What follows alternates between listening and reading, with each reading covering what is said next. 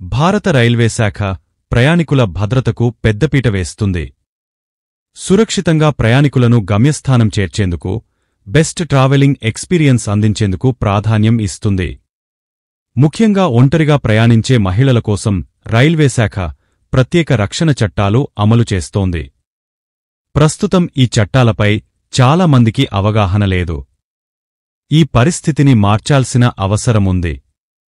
అందుకే ప్రజలకు పెద్దగా తెలియని ముఖ్యమైన రైల్వే రూల్స్ తెలుసుకుందాం.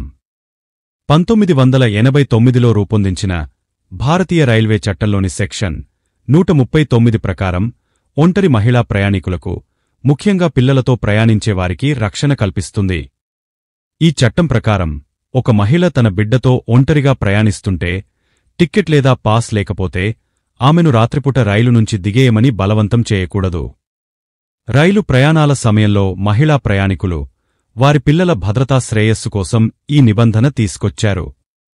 ఒంటరిగా ప్రయాణాలు చేసే టీనేజ్ అమ్మాయి లేదా మహిళకు టిక్కెట్ లేకపోతే ఆమెను రైలు నుంచి దింపేసే అధికారం టీటీకి లేదని భారతీయ రైల్వే స్పష్టంగా పేర్కొంది.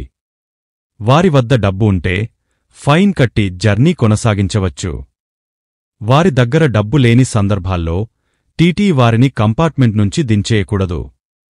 మహిళల కోసం లాంగ్ డిస్టెన్స్ రైళ్లు, మెయిల్ లేదా ఎక్స్ప్రెస్ ట్రైన్స్ స్లీపర్ క్లాస్లో 6 బెర్తులు రిజర్వ్ చేశారు.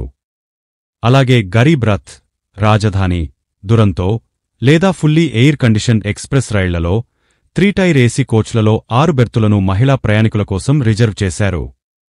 మహిళల వయస్సుతో సంబంధం లేకుండా, అలానే ఒంటరిగా లేదా గ్రూపుగా ప్రయాణిస్తున్నారా అనే అంశాలతో సంబంధం లేకుండా ఈ రిజర్వేషన్లు వర్తిస్తాయి.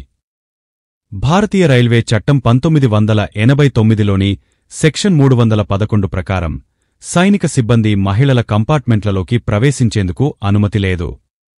అధికారులతో పాటు ఒక మహిళా కానిస్టేబుల్ ఉన్నప్పుడు మాత్రమే ఒక మహిళను రైలు నుంచి బయటకు వెళ్లమని కోరవచ్చు. సెక్షన్ 162 ప్రకారం 12 ఏళ్లలోపు బాలురు మహిళల కంపార్ట్మెంట్లలో ప్రయాణించవచ్చు. మహిళా కోచ్లోకి ప్రవేశించే పురుషుడు ఎవరైనా చట్టపరమైన చర్యలు ఎదుర్కోవాల్సి రావచ్చు. రైళ్లలో ప్రయాణించే మహిళా ప్రయాణికుల భద్రత కోసం రైల్వే ప్రొటెక్షన్ ఫోర్స్ ప్రత్యేక కార్యక్రమాలు నిర్వహిస్తోంది.